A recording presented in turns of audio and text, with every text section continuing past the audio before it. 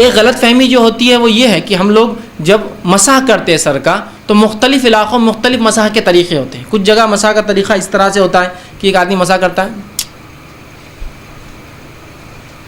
مطلب یہاں سے شروع ہوتا ہے ہر چیز کو وہ بوسہ لیتے ہوئے چلتا ہے اوپر کی طرف اور پھر پیچھے جاتا ہے. کچھ لوگ ہوتے پیچھے جاتے چوم کر. چومنا یہاں ثابت نہیں ہے سنت سے, ٹھیک. چومتے ہیں, ناک کو بھی ہاتھ لگاتے ہیں, پیشانی کو لگاتے ہیں. کچھ لوگ چومتے اور پیشانی پہ جاتے ہیں, کچھ لوگ چومتے نہیں اور آگے جاتے ہیں, آنکھ پہ ہاتھ لگاتے ہیں. یہ کچھ بھی ثابت نہیں, آپ کو صرف بھگانا ہے اور پیچھے گئے اور آگے آ گئے. اس میں چبنا اور وہ کرنا ثابت نہیں. ایک دوسرا, کچھ لوگ گردن کا مسح کرتے ہیں, گردن کا مسح کرتے ہیں. اس کا مختلف طریقے ایسا بھگانا, یہ اس کے اتنے فائدے فلاں ہیں.